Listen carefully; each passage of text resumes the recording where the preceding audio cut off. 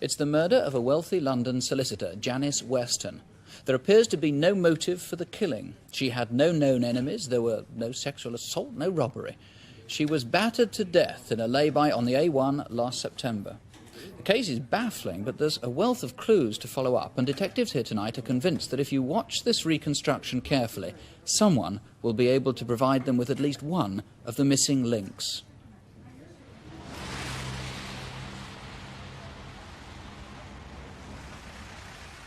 Our reconstruction begins at 11:20 a.m. on the 10th of September last year at Kensington Tire Motors in West London. That Saturday, Janice Weston set out to collect the spare wheel of her Alfa Romeo Alfetta car.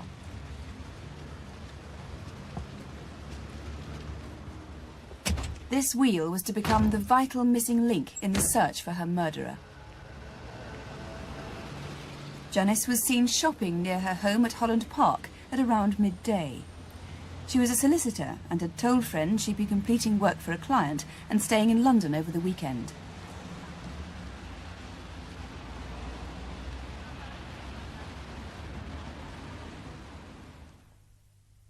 Janice had been married for just 15 months to property developer Tony Weston.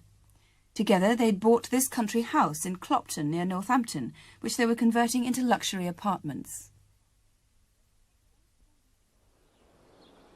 This particular weekend, with her husband away in France on business, Janice called into her office at Lincoln's Inn. The exact time isn't known, but it was sometime on Saturday afternoon. Janice was a partner in the firm Charles Russell & Company, and at 36 was at the peak of her professional career. She was successful, popular, and led a busy social life. She'd gained a reputation as an international expert on company law, and was also completing a book on a specialist interest of hers, computer data protection.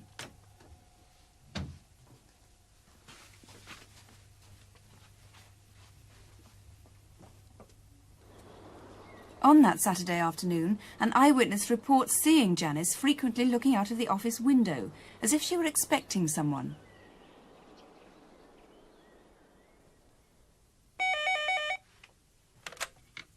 Hello, Charles Russell. I'm afraid he's not. Can I help you? Police know that she was still in the office at 4:45 p.m. because she took a phone call for a colleague.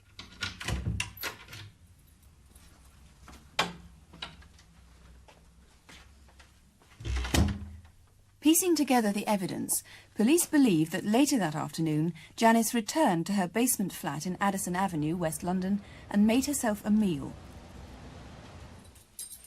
But then, contrary to what she'd said to friends about staying in London that weekend, she evidently decided to leave.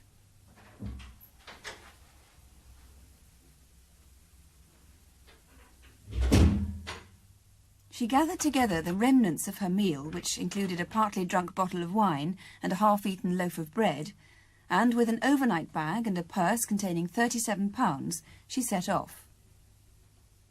Yet strangely, she left behind her handbag. It contained her chequebook and all her credit cards, but she did take with her the keys to the country house in Clopton. It was unusual for her to set off for the manor house alone, if indeed she did set off alone, and it would have been very uncomfortable there with the renovations in progress.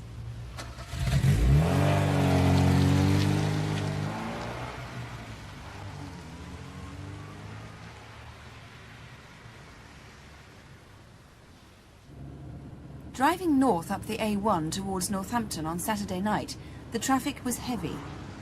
Police believe it must have been 9 p.m. or later by the time she reached the Huntingdon stretch of the A1.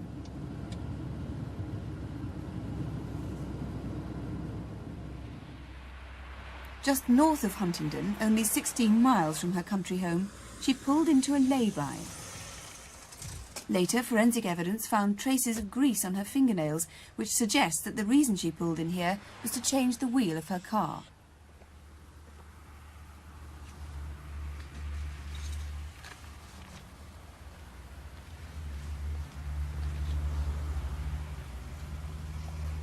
But Janice Weston wasn't alone. Police still don't know whether her killer followed her into that lay-by or had been in the car with her.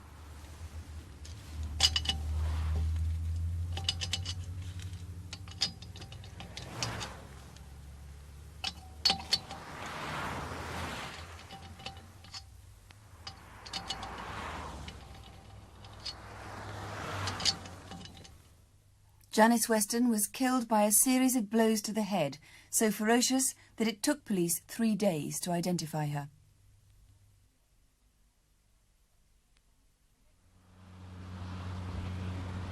The next day, Sunday morning at 9 o'clock, David Hurst is cycling along the A1 on a 12-hour time trial for the Luton Wheelers Cycling Club. As usual, he'd arranged with his wife to give him refreshment along the route. It so happened she chose to wait for him in that same lay-by where Janice Weston's car had been that previous night. Yeah, fine. Very cold. Why don't you come? No, Terrible. no, I should be all right. Be all right. I'm just going to go here.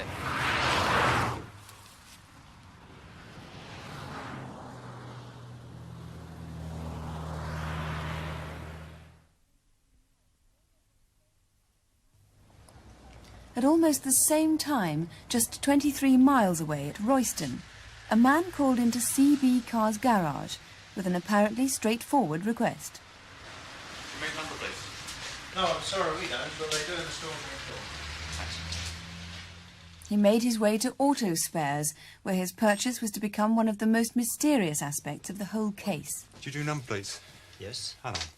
A few minutes, so in between customers. Good. Okay.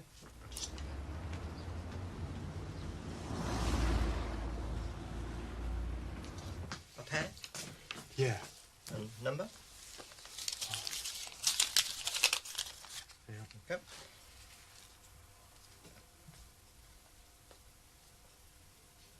Right, I'll give you 2 minutes. Okay. He didn't state what number he wanted, but handed over a scrap of paper.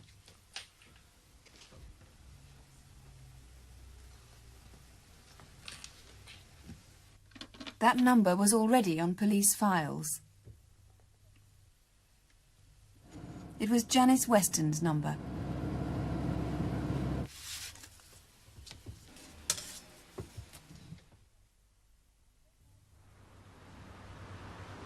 Redhill Street in Camden, northwest London.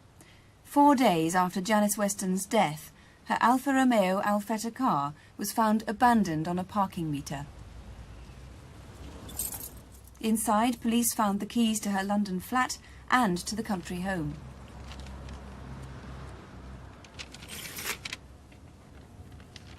They also found her purse. Nothing had been stolen.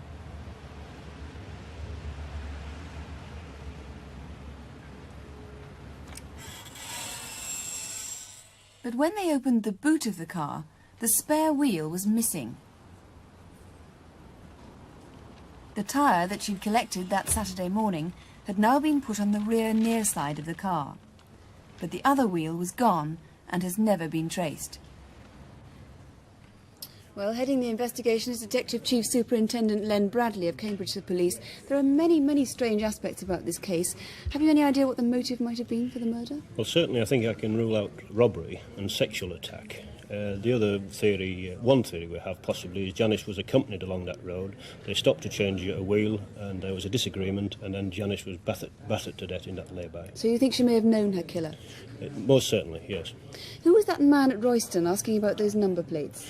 Well, this could, again, be an incredible coincidence. The man could have purchased those number plates for a stolen vehicle. And if that is the case, I hope he will come forward, because I'm not really interested in prosecuting him for or being connected with theft of vehicles.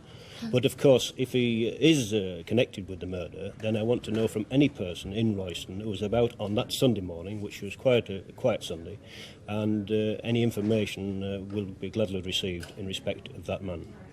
What clues do you have about what happened to Janice's car after the murder? Well, almost certainly the car was facing in a northerly direction, and it would either need to cross the carriageway or go further up towards the Brampton hotel, and then it traversed the road backwards towards in a sort of different direction completely towards London, and was found, as you said, in Redhill Street, Camden Town area, and almost certainly abandoned before lunchtime on Sunday the following day. And what about the mystery of that missing wheel? Why do you think it is missing, and where do you think it might be? Well, it could have been discarded in a hurry and left on the lay-by, and it could have been picked up during the night before the police were called to the murder scene, in which case I hope even that person might come forward to be eliminated from this murder inquiry. What is distinctive about the wheel? It's distinctive in as much as it's an Alfa Romeo wheel. It has 20 air vent holes round the wheel, and it also has the centre boss, which has the Alfa Romeo motive thereon. So we hope somebody might have found one like it somewhere along that route. Yes, somewhere along the route on the A1 on that weekend, the 10th of September 1983, with a Michelin tyre on. Can you briefly sum up then what you're hoping people tonight might be able to help you with? Well, I'm interested in tracing the man who purchased the number plates. I want to hear from anybody who saw Janice after 4:45 p.m. on the Saturday, either driving her car or in the lay-by at Huntingdon. And I also want to hear from anybody who has seen anybody acting suspiciously in the lay-by, or who may have bloodstained clothing or returned home that weekend bloodstained, or any person who might have seen any discarded bloodstained clothing. Mr. Bradley, thank you very much. And if you think you can help, do please ring us. You can talk to the detectives here, or if you prefer, you can talk to a BBC researcher in absolute confidence. The number is 01811 8055. The lines are open now, but if you can't get through, please keep trying. Or you can call Cambridgeshire Police direct at Peterborough 63232. That's 0733 for Peterborough 63232. In our next case, we're asking you to look out for the killer of Avril Dunn. Detectives have sifted through thousands of clues, but the truth is that they're almost no closer to finding the murderer now than they were on the first day. Let us take you back to last September, to Avril's hometown of Luton in Bedfordshire. Avril and her family moved down here from Glasgow when she was 11. 9 years later, in 1980, Avril married, but the relationship wasn't happy and she separated 3 years later. In 1982, she was admitted to hospital, suffering from anorexia, but was well enough to go with her father and mother on holiday last year.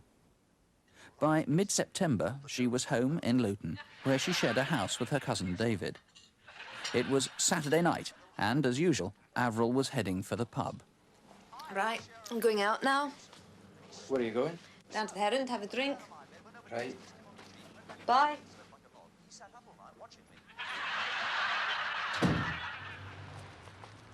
Her walk to the Heron pub took her past the Spinney by Henge Way, towards the tower blocks of the Marsh Farm estate.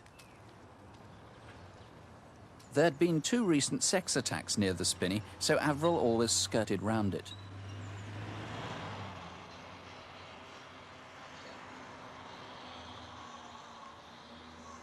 At about 8 o'clock, Avril stopped off to visit some friends in Five Springs Tower.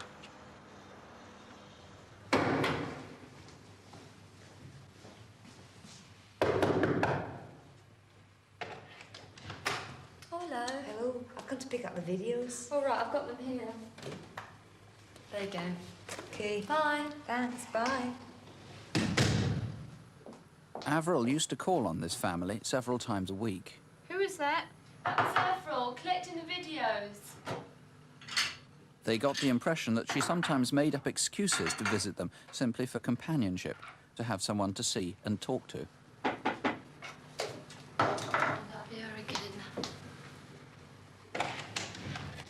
Yeah? Do you think I could leave the videos here? I mean, I'm going down to the pub for a drink and don't really want them getting lost or damaged. All right, then, all right. Thanks a lot. All right, bye. Bye. From Five Springs Tower, Avril almost certainly walked past the lock-up garages for the Marsh Farm estate and through the underpass at Lugerton Drive. At about 8:30, Avril reached the Heron pub in Brammingham Road. She came here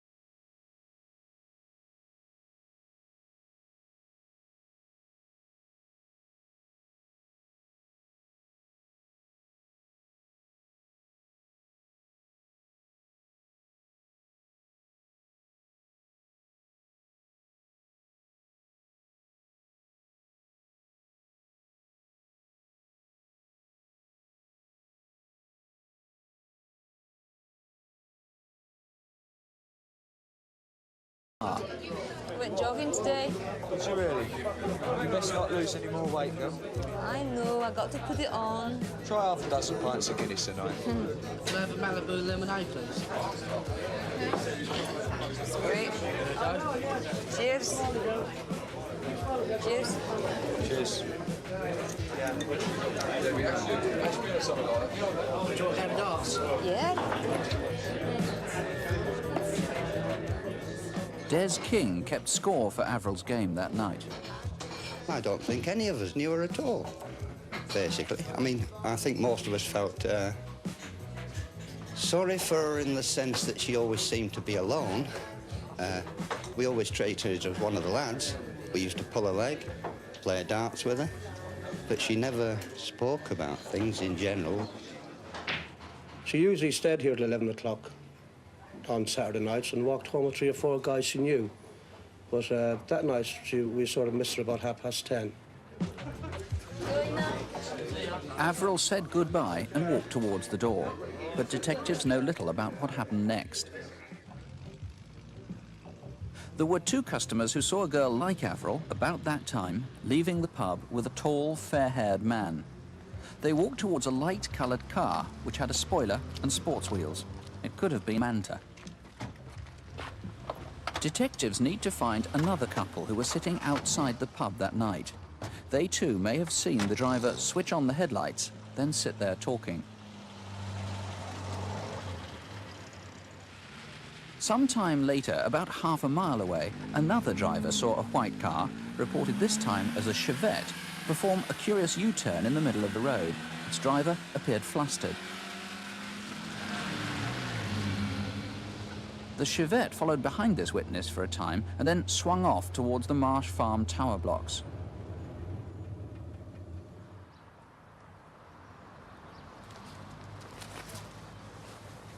At 7:30 the next morning, Sunday, September the 15th, a body was found in the Hengeway spinney. Avril had been beaten savagely and had died of multiple injuries. Superintendent Mel Thompson has interviewed dozens and dozens of potential witnesses. You still need some, particularly, I think, the couple sitting on that window ledge outside the pub that night. Yes, we're most interested to speak to the couple because they may well have seen Avril, who we think is Avril, leaving the public house together with a taller man to go to what could be an Opel Manta-type vehicle. Right, it might not have been Avril, of course, in which case you badly need that man or the woman he was with to come forward. What do you know about him? We know that he is 20 to 24 years of age. Well, we've got a video fit of him. What's that like as a likeness of him? Apparently it's a very, very good likeness. He's 6 to 6'2" tall, medium build, with light collar-length hair, brushed to the right, blue eyes, and clean-shaven. And he was wearing a light-coloured top and darker trousers. Right. Avril disappeared, as far as we know, about 10:30 from the pub. She wasn't seen, as far as we know, till 7 o'clock the following morning when the body was discovered. Yes. Presumably somebody might have seen someone drag something into that spinney, yes, not realising what it was.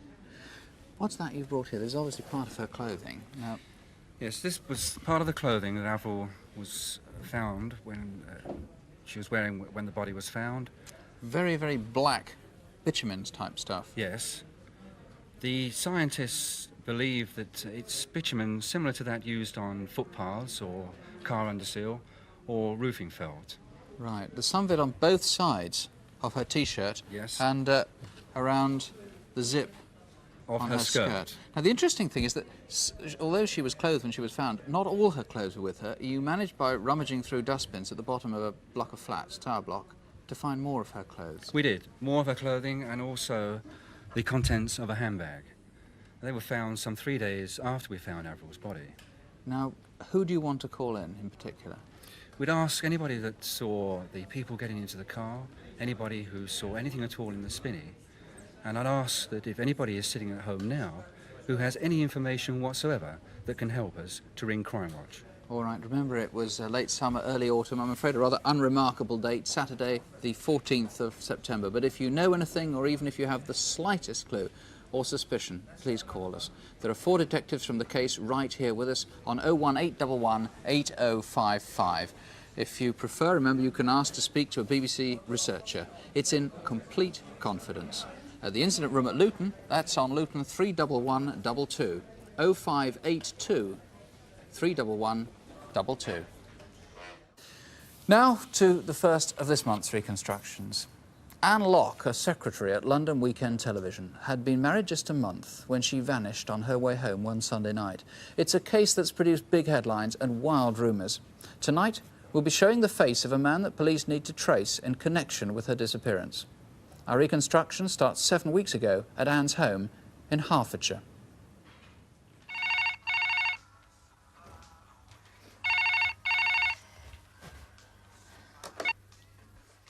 Hello?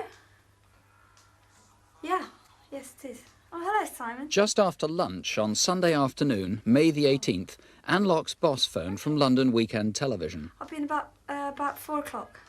Anne occasionally worked Sundays, but the producer asked if she could work a little later than usual. No, I don't mind. Of course I don't mind.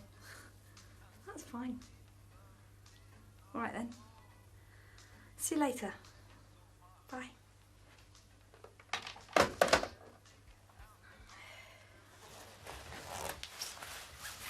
Anne's 86-year-old grandmother lives in the same house, and she remembers all was normal when Anne left home. Bye, Nan. I won't be late. Anne's husband was in Dorset for the weekend, planning a diving trip for their sub-aqua club. He was away till late that night. This particular Sunday, we had just sold her car, and she would normally on a Sunday have driven all the way up to LWT where she could have parked her car. But on this particular occasion, because she had no car and the new one had not yet arrived, she cycled to Brookmans Park station. Brookmans Park is a prosperous Hertfordshire village just north of Potter's Bar. Anne was known around the village by her maiden name, Sunyuk. That Sunday, Anne was only just back from her honeymoon, and she had a noticeable suntan for mid-May.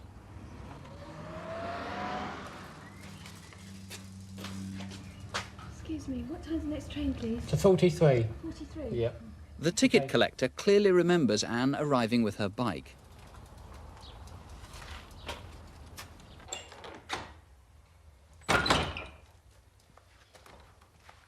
Almost certainly she would have parked it in the station bike sheds and locked it.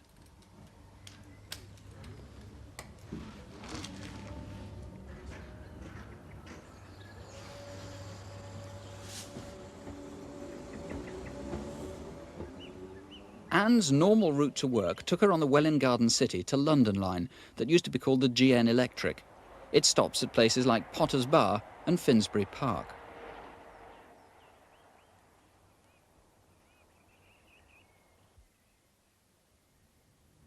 London Weekend Television on the South Bank. Anne finished typing the London programme scripts at around 8:30.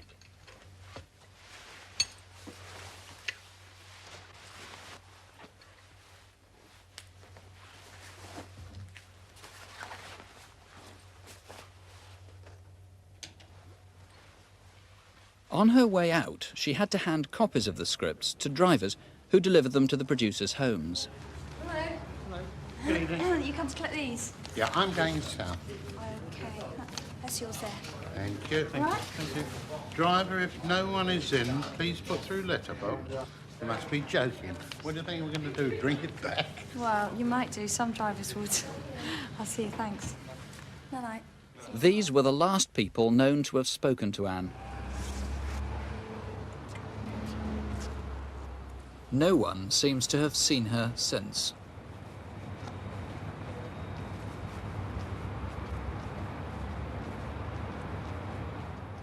Assuming Anne went home, she'd normally have walked to Waterloo Underground, the York Road entrance.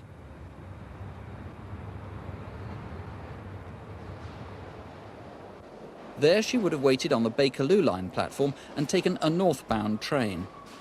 There are no sightings so far of Anne on this section of her journey, nor at Oxford Circus, where normally she changed onto the Victoria line.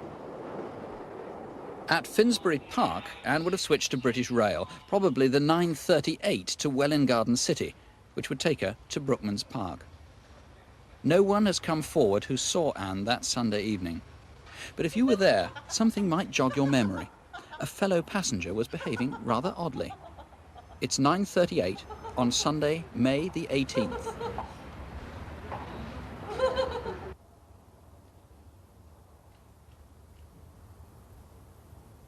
Nine stops down from Finsbury Park is Brookmans Park, Anne's home. The bike shed is unlocked and the station is unmanned. This teenager has come forward and remembers seeing someone about half an hour before that London train arrived. Have you seen anybody with an air gun? No, why? Somebody been shooting at pedestrians with an air gun. No, I haven't. Been to a friend's house to top 'em offwards.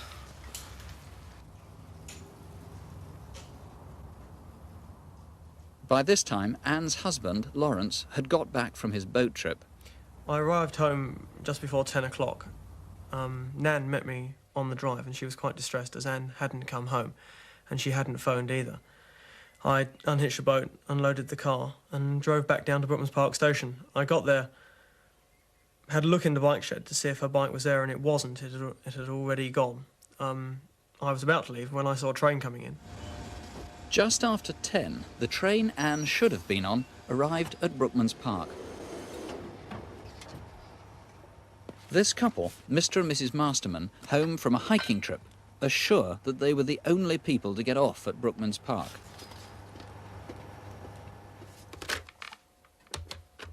I phoned work to actually ascertain that she had left, and they said that she had and left quite some time earlier. I phoned a couple of friends to see if she was around there. I checked with the police to see if she had been involved in a road accident on her bike. I then reported her missing to the police at Hatfield. At dawn, 5 o'clock on Monday morning, police found Anne's bike 60 yards from the station shed. It was still padlocked.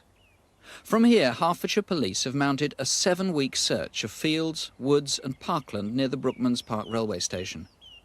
It's so far taken over 16,000 man-hours.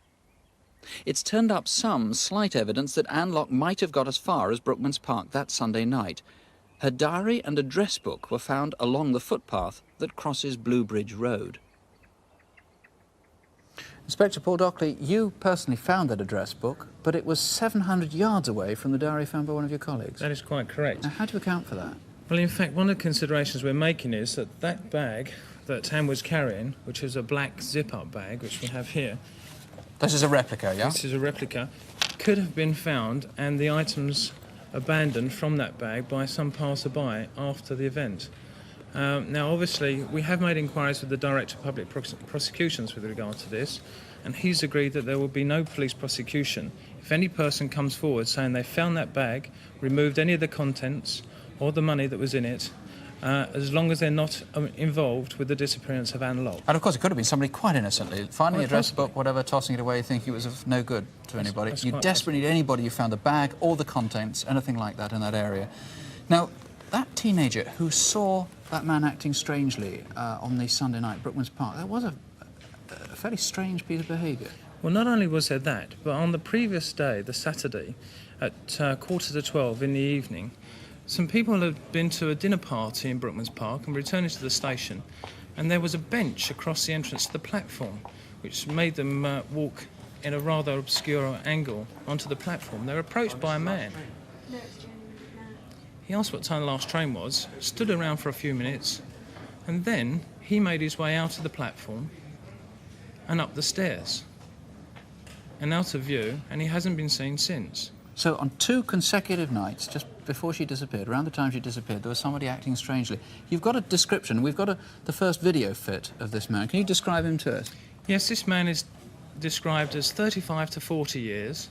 He's 5'6" tall, of medium build. He has a receding hairline and collar-length brownish hair, dark brown hair. He was wearing a bomber jacket and dark-coloured jeans or trousers, and it is believed that he just spoke with a local accent. Right, now that's an entirely new description, and of course the man presumably need not have been a local. I mean, Brookmans Park is right on the A1 and the M25.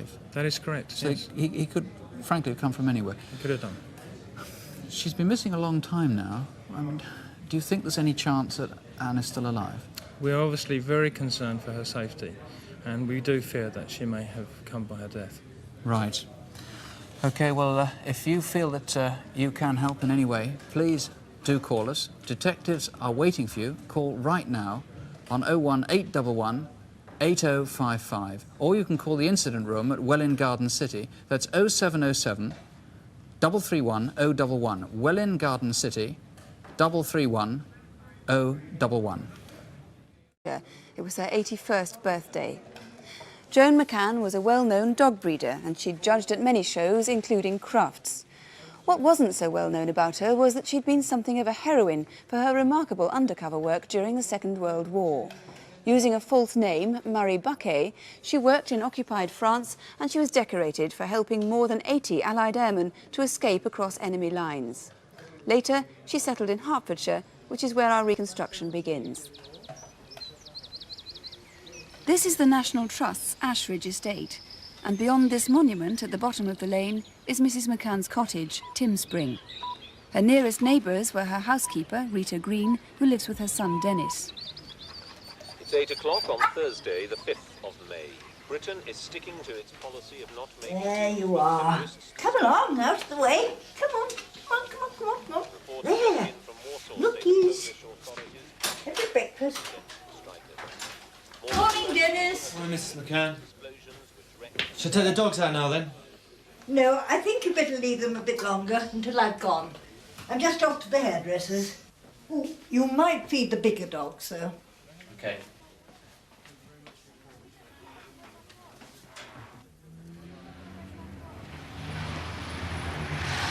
Morning, Gemma. Morning, Miss McCann. That morning, Joan was at the hairdresser for her regular appointment.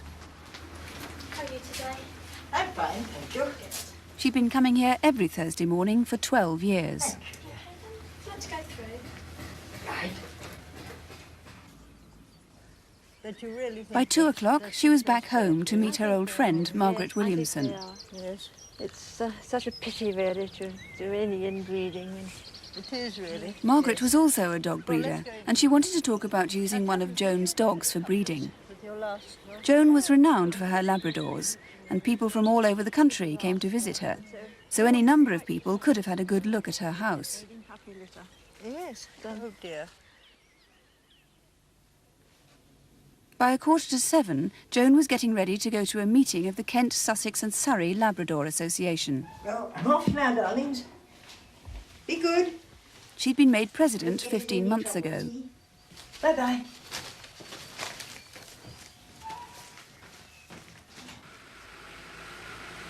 Rita, her housekeeper, lives 100 yards up the road.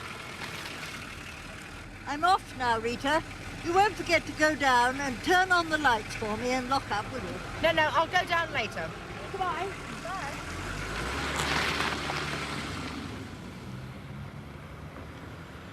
The meeting was being held at the Bell Inn at Hoddesdon in Surrey. It was a long way from Mrs. Meakin's home, but she always made a special effort to attend the meetings in spite of the 60-mile drive.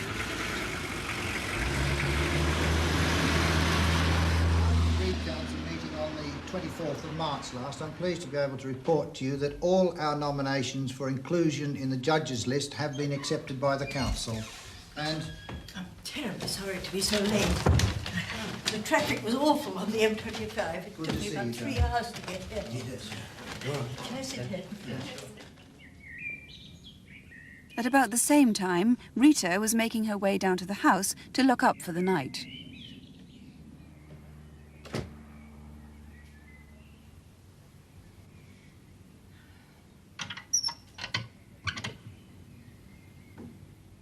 Rita knew that Mrs. Macan disliked coming back to a dark house, especially as it was so isolated, and she usually put the lights on to make the house look occupied before she locked up.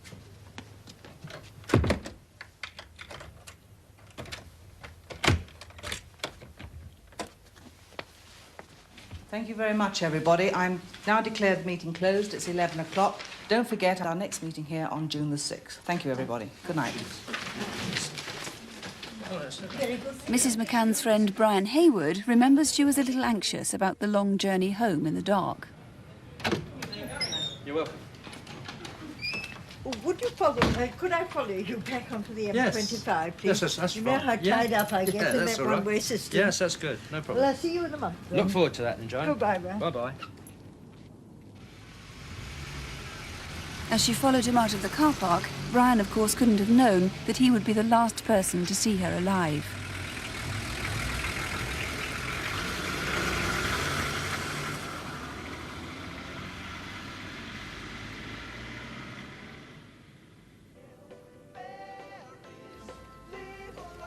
A courting couple are crucial witnesses for what happened next.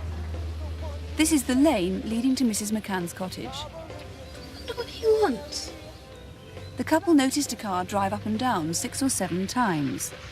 They didn't see what make of car it was, but they remember it was a 4-door saloon.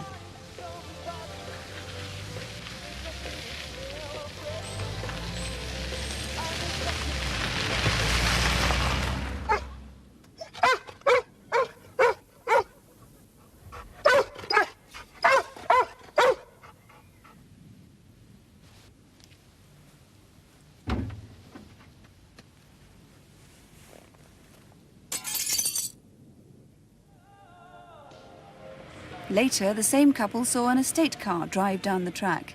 That must have been Mrs. McCann arriving home.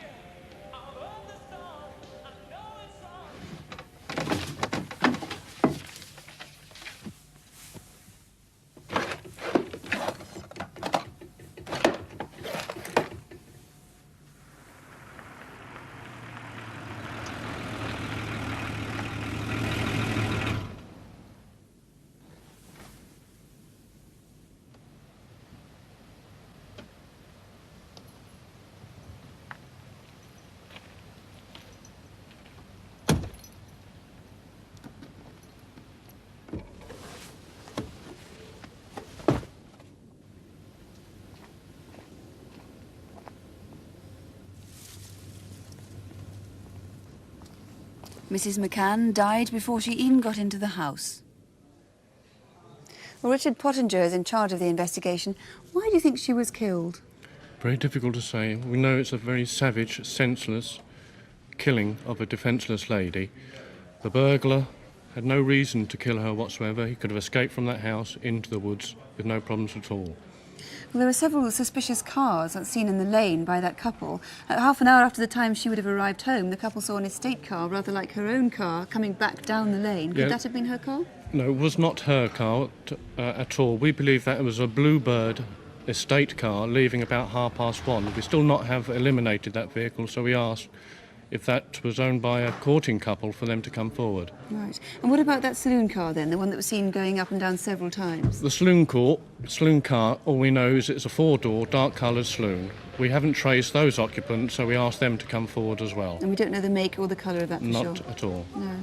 The stolen property, it seems to me, is going to be the key to solving this murder. That is correct. And there were 3 very distinctive bronze statues among the goods stolen. We'll start with that one. This is a copy of one of the ones that's stolen. This is cast iron. The one that was stolen was bronze. Yes, it's a bronze antique pointer dog with a rabbit, signed on the side with P.J. Menet, valued about £2,500. This is a greyhound on the one stolen, solid brass, but on a small solid bronze on a smaller base, with E from A on the base signed there. Right. The third one is so rare we can't get a copy of it, but we do have an artist's impression of what it looked like. Yes, Tell us about that. That is extremely rare. It's of a pointer dog with a rabbit on the base. It has become detached from the base, the one that has been stolen. Well, those are very distinctive. What else was stolen? A number of items were stolen, including a number of small snuff boxes, which are quite unusual, and a number of small ornaments. Right. So what is the most important part of your appeal tonight? My most important appeal is to all antique dealers, second-hand dealers. Should any of this property be offered to them, please contact us. But in the main, I'm asking members of the public, no doubt those who are watching tonight, there must be somebody out there who knows who's responsible for this particular vicious murder, either mother, father, friends, or whatever. I urgently ask them to come forward and contact us. All right, Mr. Pottinger, thank you very much indeed. And if you recognise or you think you know about either of those cars, or you know the whereabouts of those bronze dog statues, this is the number to phone. It's 01 811 8055, or you can phone the Murder Incident Room direct on 0707 335500. That's 0707, the code for Welwyn Garden City, 335500. Charming, cultured and intelligent. A slightly shy man, apparently without an enemy in the world, Murray Erskine. Sometime last December, probably on the evening of Friday the 15th, he was murdered. The Royal Opera House at Covent Garden. Sorry I was a bit late. Not to worry, we've got plenty of time. Have a glass of wine first, shall we? Murray Erskine came here frequently. Indeed, back home he had a big collection of classical records. He was also something of a wine buff. Back at his flat he had a store of almost 500 fine bottles. Chablis Cru, Chablis, Sancerre, Muscadet. Is the Sancerre the 87? It is indeed, sir. We'll have a bottle of that one then, please. Right, sir. Perfect. He lived by himself in a basement in Norland Square in London's Notting Hill. He was regarded as a quiet and pleasant neighbour. Most of Murray's friends knew that he was gay. Few knew that he also had a streak of masochism. That could well be connected to his death. Just around the corner is the Norland Arms. The publican remembers Murray being there sometime in November. Pint of Lowenbrow, please. Murray used to come in to the pub 2 or 3 times a week. Not every week. Never at the weekends. No, it's 150, please. There we are. Thank you very much. Cheers. He often came in on his own. And on occasions he was joined by a young couple. It's late, isn't it? Thanks very much. Thanks very much, cheers. It was my impression that these meetings were pre-arranged. The couple, well, they looked like a professional couple on their way home from work. They were both smartly dressed and would stay and chat with Murray for about half an hour.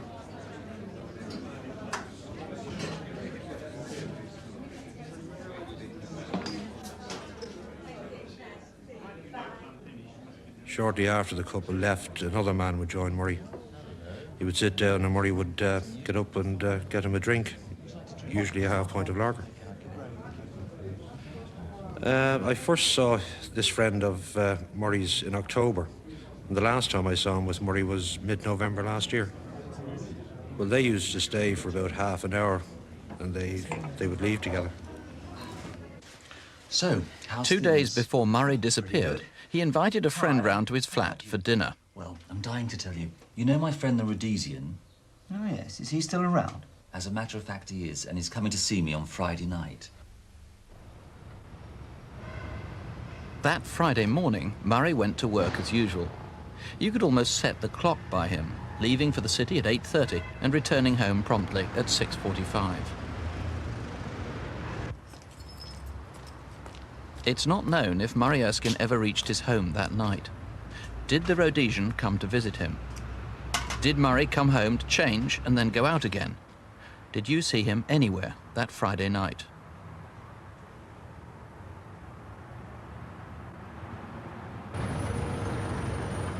The next day, Murray's access card and checkbooks were used in London's West End. Someone who may have had a beard went into Austin Quay on the Strand. Good afternoon. Afternoon. Can I help you at all? Yes, can I look at that watch, please? Yes, certainly. It's quite a rare watch, actually. There are only 350 of those in the country. And how much is it? Well, it's usually 225, but we're selling it for £200. Okay, that'll be fine. That's what I'm looking for. Good. Do you take access? Yes, we do. I'll just get this authorised. Won't keep a moment. Okay. The name's Erskine. It expires August 1990. Thank you very much. Goodbye. 2 days later, just around the corner, London's Charing Cross Hotel. Someone booked a hire car under the name of Murray Erskine. He must have had to wait outside the hotel for an hour or so, since the driver had first gone to the wrong hotel. Hi, I think this is for me. Oh, you are from the hi. exit. Sorry I'm so late. Oh, That's the wrong place. Don't worry. If you'd like to get in, let's fill out some paperwork. I won't keep you long.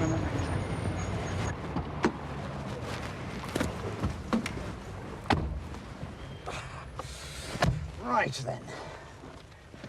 Could I have your driving licence, please, sir? Yeah, certainly. Thank you. And can I have your access card, please? Mm-hmm. Thank you very much. Right, sir. Thank you, Mr. Erskine. Everything seems to be in order. I hope you enjoy the car. Shouldn't have any problems with it. Cheers, time. Bye-bye. Thanks. The delivery driver noticed the man sat in the car for about 5 minutes before driving off.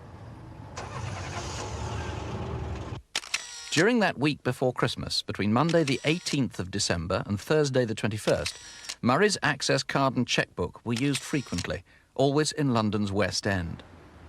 The red Fiesta was dropped off as arranged on Thursday morning just behind King's Cross Station. From the mileage, the car had clearly been driven outside London.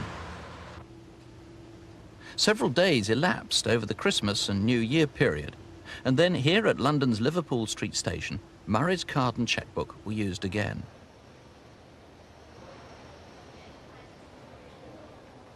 Can I have £50 worth of guilders, please? Can I have a 5-day return ticket to Holland, please? It's £50.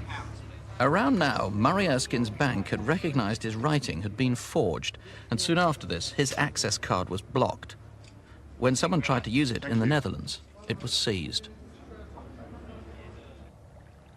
The River Cam in Cambridgeshire near Ely. From 2 days before Christmas, there'd been several sightings of a large black plastic bag that was floating in the water near this new pub for 5 miles from anywhere. At least 3 witnesses thought it was a body, but no one told the police. Until 3 months later, these two were sailing on a day trip down the river. That is... What's that? It's bloody odd. We better have a look at that when we get back. If you saw Murray Erskine on Friday the 15th of December after you left work, or any time after that, please do call us. Laurie Vanner, I gather you've had a tremendous amount of cooperation, and particularly from the gay community. That's quite correct. The inquiry has taken us into a number of gay clubs, pubs and bars, and in fact we've received nothing but the best of cooperation there. We do know that Mr. Erskine met this man as a result of an advert in a Contact magazine here in London. We know that the man was into S&M and CP, both expressions which members of the gay community will understand. And we don't believe that Mr. Erskine is the only man which this Rhodesian could have met.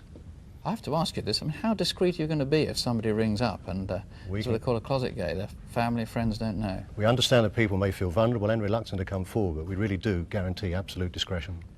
OK, the couple in the pub who were meeting Murray sometime October or November, you need to find them. Obviously they've got nothing to do with the crime, except that they might know who he was meeting later on. It would certainly seem that their presence in the pub coincided with the visits of this other man. They may have seen him, Mr. Erskine may well have spoken about him. Let's see this other man. What do we know about him? He's been described to us as being in his mid-30s, about 6 foot tall, slightly above average build. His hair is dark down to his collar, and he's got an indistinct accent. OK. Now, we also have a video fit of a man who was seen, that's a description in fact from the hire car delivery driver. It could well be the chap who bought the watch as well.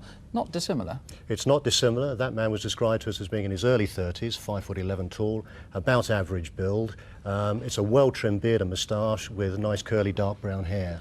Clearly we need to find anybody who knows someone who could be known as the Rhodesian. That's correct. Erskine referred to him as the Rhodesian or my Rhodesian friend. We only know from things that Mr. Erskine told his colleagues that the man had served in the Rhodesian army, possibly in their version of the SAS, coming back to England after independence. Or at least he said he had. That's I don't correct. know whether he had or not, presumably. Incidentally, this is one of the Seiko Yachtmaster watches. There are only 350 of these in the country. If you know someone who's got one of those, particularly in conjunction with one of these, which is a watch cover case, and in conjunction possibly with one of these too, which is a Euro belt pouch, something he might wear around his waist. And then do give us a call, particularly if any of the descriptions match or anything else seems odd to you. Here's the number if you can help in any way, 081, remember the new code, 811 8055, 081 811 8055. Or you can try the Instant Room at Kensington, which is Greater London, that's 081 741 6022. That's 081 741 6022. Well now, a puzzling story, someone who clearly has enemies, but no one can fathom why. The events took place in Cambridge back in mid-November.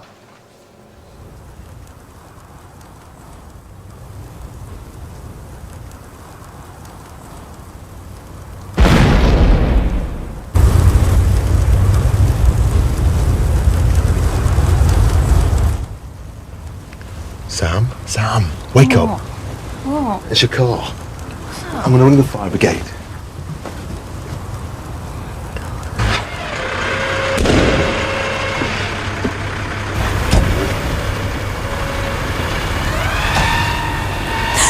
Why is this happening to us? Come on. Ian and Sam had been together for about a year. Ian had been born in New Zealand and adopted by a couple in Hong Kong, but had later moved to England. He was a keen bodybuilder and was working as a bouncer. He was planning to set up his own firm of doormen.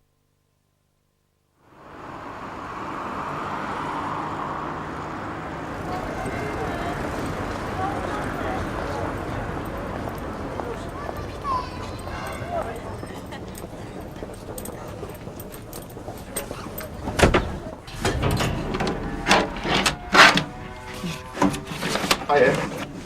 Hi. I was in the area, so I thought I'd pop round. Oh yeah, what are you up to? You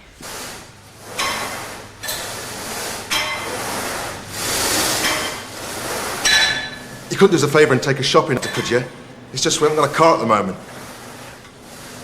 Immediately afterwards? And we're finished here, yeah. I know how long your shopping takes. It won't be long.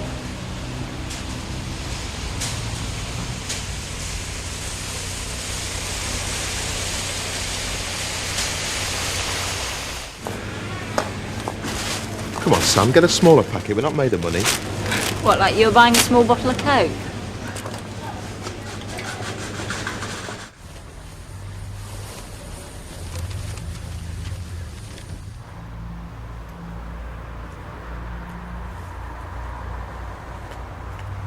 I remember seeing this man just hanging around, just waiting.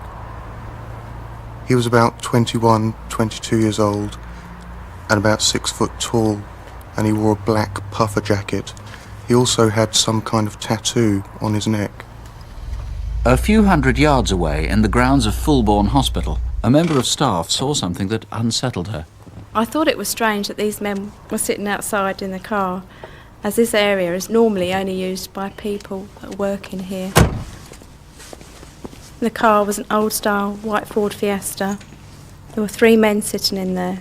They were staring at me and they made me feel very uncomfortable. The driver of the car I describe as about 22 to 27 years old. He was stocky and muscular. He had short dark brown hair and an athletic-looking face. The front seat passenger was a similar age, but had a squarer face. They were both wearing black bomber jackets.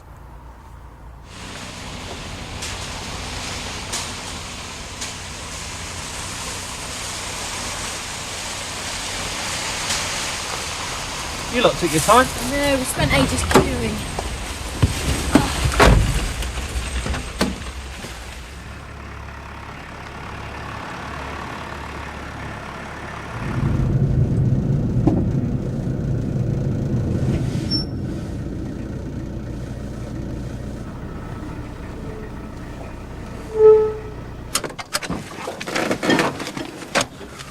I noticed this man. He appeared to be deliberately making himself obvious to us.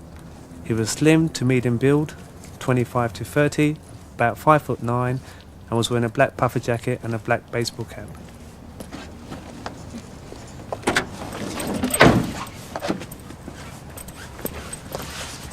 What's he up to? No idea. Didn't even bring the van, did we? Yeah, we don't.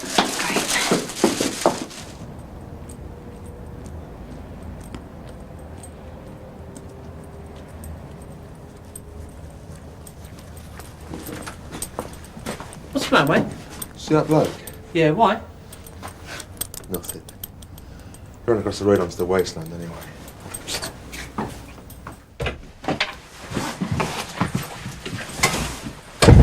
Do you know that guy outside? Yeah. Think he talks to your car? You all right? Yeah, fine. Look, you okay to cook tonight? Yeah. How long is it going to take? About 20 minutes. I'll try and be back. Just be careful.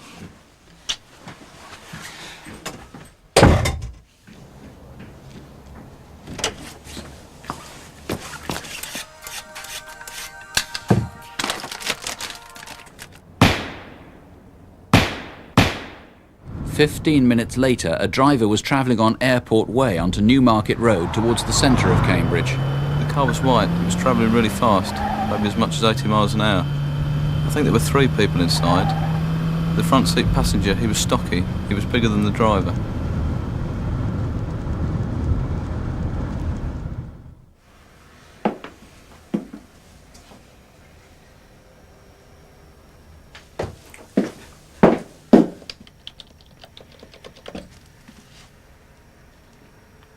Hi.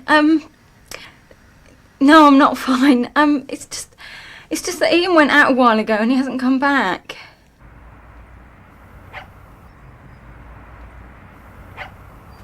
I don't think I'll ever recover from the loss of him. I'll never get over that.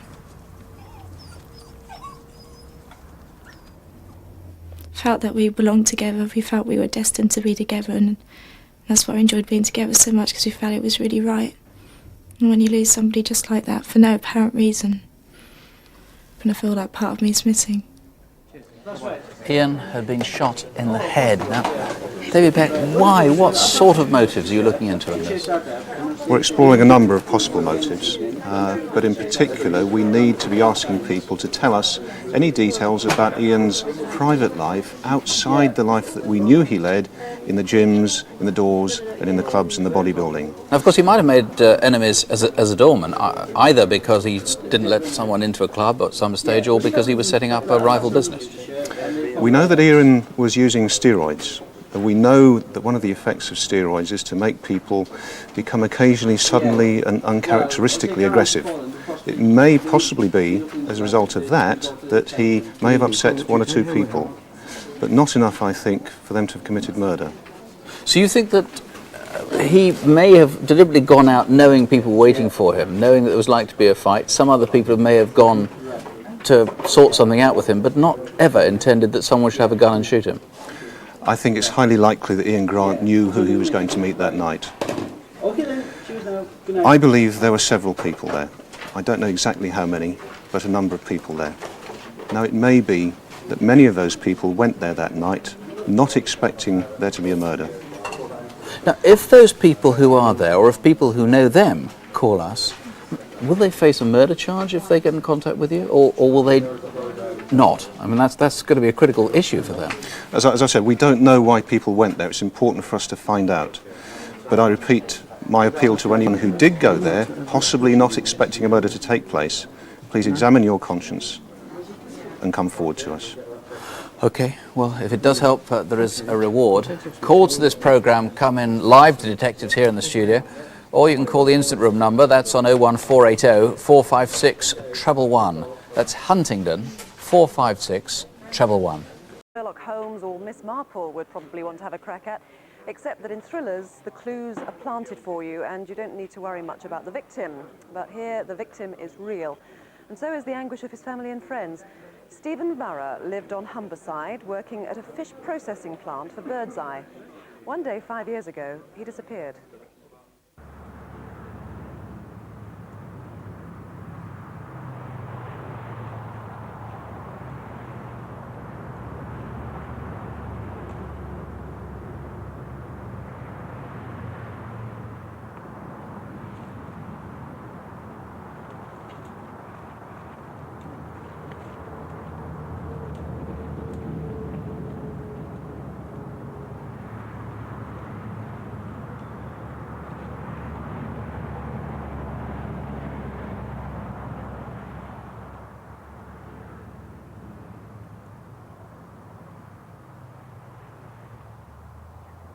He's got away. You're losing your touch, mate. You reckon?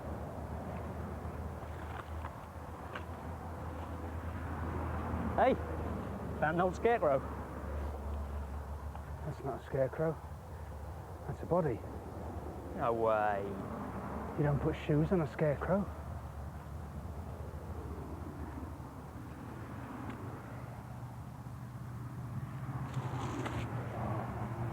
It was a clothed skeleton.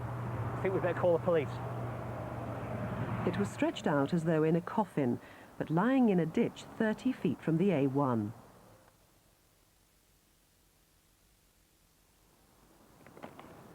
100 miles north in Grimsby, but 5 years earlier. You all right, lad? Yeah. Look, Mum, take this and get us in a nice joint for Sunday. Thanks, Dad. See you Sunday. Stephen regularly saw his mum, but he never made it back for Sunday lunch. He was living alone because 6 weeks before his marriage had collapsed, but he was a man of routine, and his wife is bewildered by his sudden disappearance. He's not the type who just walk away and leave everything. He's not that type of person. He'd like to know where he was going to be, or even what he was going to be eating for his tea next week. He wasn't an impulsive person. His glasses, he can't see to the end of his nose without his glasses. He never left washing up. He always washes up straight away. When we cook a dinner, we used to wash up before we eat it. One of his shoes was in the middle of the stairs. He'd been decorating my son's bedroom, and there was paint, and the paintbrushes were still in the middle of the room. He didn't even put the lid on the paint tin, which is not something he would ever do. A day or two after Stephen suddenly left, he was spotted wandering down a country road at 1 a.m, miles from home. I think that if he had been closer to a village or a town, and if he had been walking more easily, I wouldn't have stopped and picked him up, because it's not something that I would normally do. You want to live? But I really felt that he really presented no threat, and in fact looked to be in a rather difficult predicament. As long as it's not a problem. It's 1 o'clock in the morning. It's a horrible night to go out walking.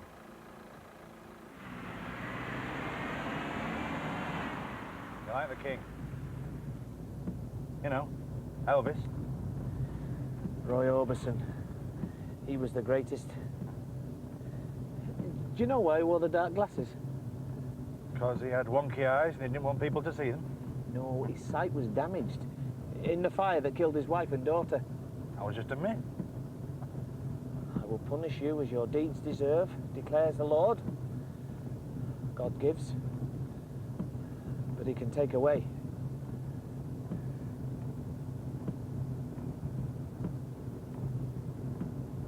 You all right?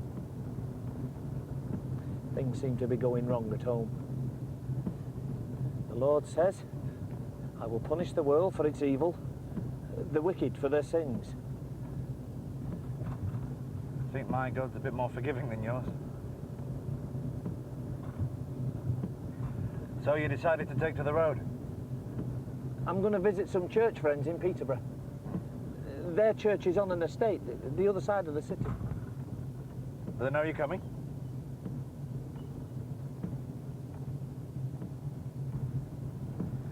We know this was definitely Stephen because so many details emerged in conversation. I live in this village. Look, how long have you been out on the road? 14 hours. Listen, you've been out there a long time. Do you want to come in for a hot drink or something? I don't want to be any trouble. You'll not get another lift. Not this late. Just come in to get warm at least.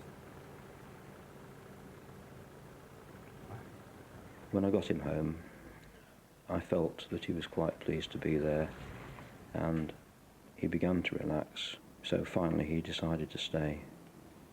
I fixed him up with a sleeping bag on the settee downstairs. When I woke early in the morning, I found the sleeping bag folded up on the settee, and he'd gone.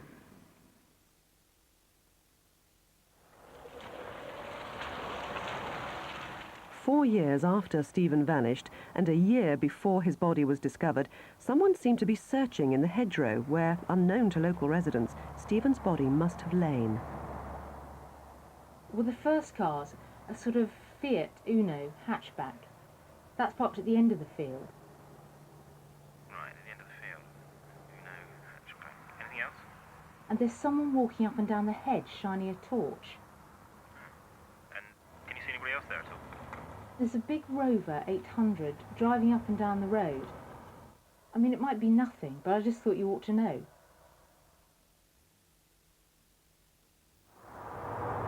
What were they searching for? Had those people simply lost something and had gone back to retrieve it? Who was driving up that muddy track beside this field in Stibbington in October 1997, 12 months before the human remains were found? I do believe Stephen, I just don't want it to be. Nobody ends up like that, in a ditch with nobody with them. Nobody deserves that. Now, we have a map here of East England where Stephen's last known movements were. We'll come to that in a moment. But, John Nabbott, it's a mystery, isn't it? I mean, watching that film, you might think, given his state of mind, he might have wandered into the field, died of natural causes, maybe committed suicide, or was it suspicious? Well, scientifically, we cannot establish the cause of death. I mean, for example, there are no skeletal injuries, but there are elements that do cause suspicion. For example, as you've heard, it was unusual behaviour for him. Then there was the mysterious incident in the field, 4 years almost to the day of his disappearance. And finally, the disposition of the body. The body was laid on its back. I'm told that if somebody dies of natural causes, there's a tendency for them to curl up in the fetal position, and this didn't happen in this particular case. Now, you are convinced, are you, that it was Stephen? I mean, it's difficult to tell, isn't it, in that state? The body was found in the clothing that Stephen left home in, and also there were personal effects that have been identified by his family. In particular, a house key which fits the house. Now then, we know roughly some of his movements anyway. He left home in Grimsby, was picked up by that gentleman in Middle Raisin, who you've eliminated from your inquiries. You're convinced that he's genuine. Now, you want to know how he got from Grimsby to Middle Raisin, and then what happened after he was dropped off in Wellingborough. Yes, indeed. For the sake of Mary and the family, I need to know what happened to him from when he left Wellingborough until he arrived where the remains were found near Peterborough. I need to know that. Tantalisingly, on New Year's Day, the incident room at Grimsby received a phone call from somebody who didn't leave their name. And I would desperately like to speak to that gentleman again. Well, let's just hear a recording of that now. Hi, I think I saw John Varah, or Yarra, or whatever his name is, at the Grimthorpe Little Chef. He asked me for a lift. He told me he was a lorry driver and that he had angina and diabetes and that he needed a lift down south.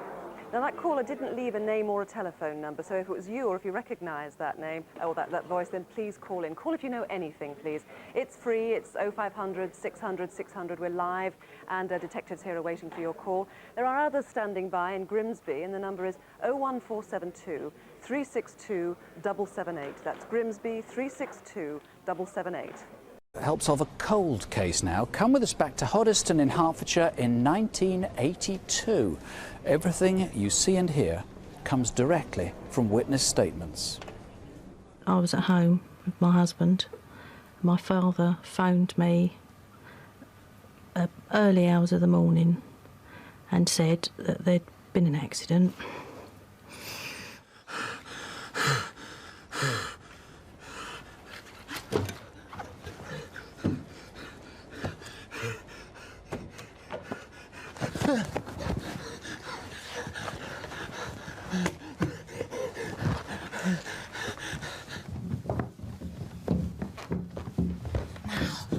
Be careful.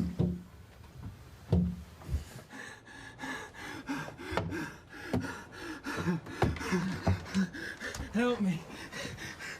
Call an ambulance, quick! Oh my God. I've been stabbed. Oh, Mal! Tell him he's been stabbed! Don't move, okay? I'm just going to get a towel to stop the blood.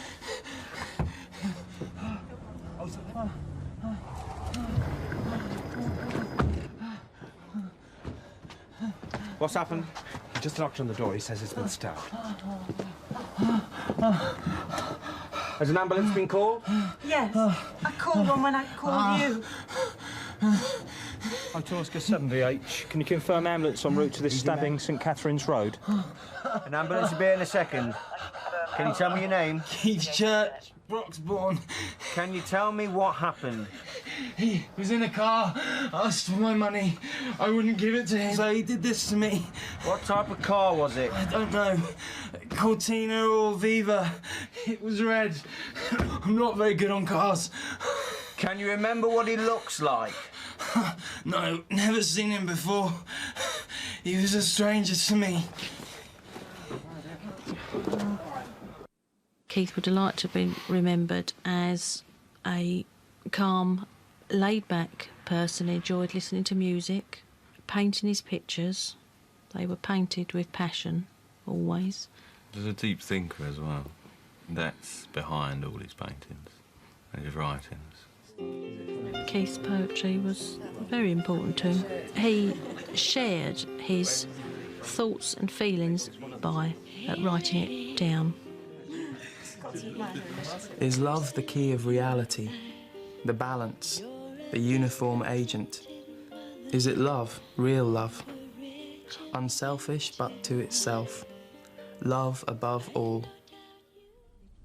Just got to 27, he'd got to that point in his life where he was starting to look to the future.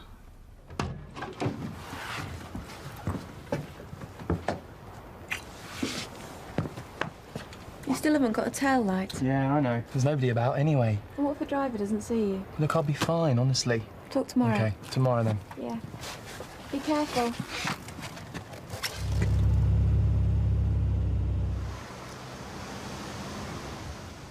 Someone who knew Keith was driving down Hoddesdon High Street.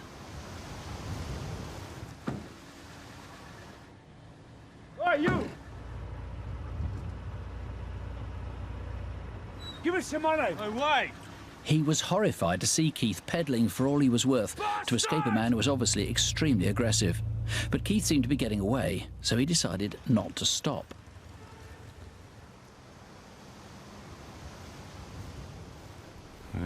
We were told he'd been in an accident or something, and we all went to the police station, but by the time we actually arrived at the police station, we had been told that he had died on the way to hospital. There's a sadness, there's just that sadness there, always. That sense of loss. Somebody is missing. OK, it was a long time ago and the clues are rather thin, but there are Keith's dying words about the mugging, and there is that dramatic sighting by the motorist who knew Keith. But the trouble is that the artist's impression is 20 years out of date. So we took it to Avril Prince, who's an expert at ageing pictures for the National Missing Persons Helpline. We're starting off with a possible likeness, so we're not even starting with a photograph of what he looked like. So everyone's really got to keep an open mind about this. What I've concentrated on here is obviously to keep as close as possible to the original composite. But generally when somebody ages, everything tends to go south. It looks like he originally had quite bushy eyebrows. Now, I think that, I mean, this could go either way. As you get older, they could either get thinner, they could thin out, or they could get much thicker. And I think probably in this case, they would have got much thicker. So I'm going to keep them a little bit thicker than they were originally. The eyes tend to slightly sink back into the eye socket. So they tend to get a little bit smaller, and the skin tends to fold around the edges of the eyes, which is one of the things that really has an impact and does make someone look a lot older. The jaw line, that area of the chin, really is affected by age and gravity pulling everything down. I think from the original description that he was quite a stocky man, that he would have put on a lot more weight around the chin area, and that's one of the most noticeable places of where people do age. So all this has got to be taken into consideration. Remember, he was terribly aggressive then, so he's still maybe aggressive now. And of course, he'd be in his mid-50s today. Stocky or fat, 5'10". Did he confess this to somebody? If so, there's a £10,000 reward. But in any case, there's Keith's family, who can't rest until he's found. 0500 600 600. It's all right. The ambulance will be here soon. It's too late. I never dreamt in my life that I would ever witness somebody in this state, you know, screaming out. I just... I'm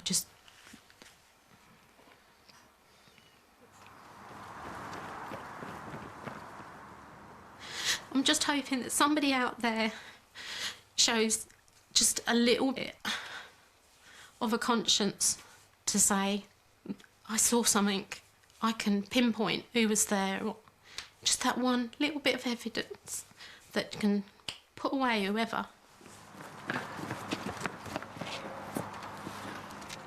This last year really has been so traumatic, devastating for the whole family. Our lives have been ripped apart. Someone once said, take each day as it comes, and it's very good advice. But sometimes the day's far, far too long. It's bad enough getting from 1 hour to the next. DCI Adrian Tapp is from Hertfordshire Police. I gathered just before Wayne died, one of the things he said was 3 kids, 3 lads, 3 kids, something like that jumped me. Yes, he mentioned several times to his rescuers, 3 men, 3 kids had jumped him. So we're looking for at least 3 people involved in his murder. And quite possibly the car that was seen with 3 people outside is a bit of a red herring. These are very likely to be local to Ferrier's estate. Well, maybe a red herring, but we do believe the youths were wandering around the estate before the attack. Now, you've brought a whole bunch of stuff that's not been shown to the public before, and indeed tomorrow you are launching a campaign in the Ferrier's estate. You've got a leaflet, I think, That's that's going correct, yes. house by house. Yes. Quickly take us through each of these things. These are facsimiles. The originals are all in science labs. That's right. But these are very close copies. Yes. And they were all found very close to where he died. Yes, the green petrol can was found hidden in a hedge at the end of Hunter's Close, and we believe that can could possibly have been used in his murder. Which suggests that this wasn't entirely something that just happened, because, you know, who would be going around at midnight, after midnight with a petrol can? That's correct, yes. And the piece of wood with the rag on the end, similar to a caveman's torch, was found near to where he was killed. And it had some burn mark on it like this? It did, yes. Now, if that's somebody right. had innocently put that there, you need to know.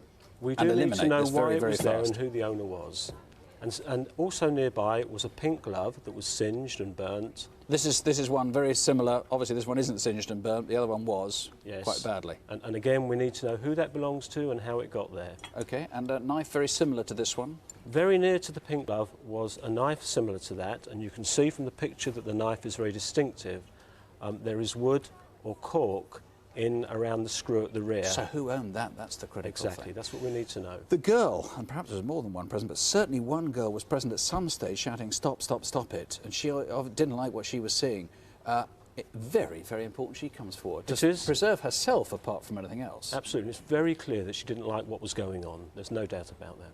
You're pretty confident there are people on the estate who've got more to tell you than they have told you so far? I have no doubt whatsoever.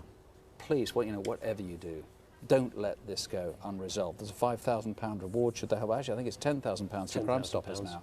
01707 335500 if you've got any information that could help.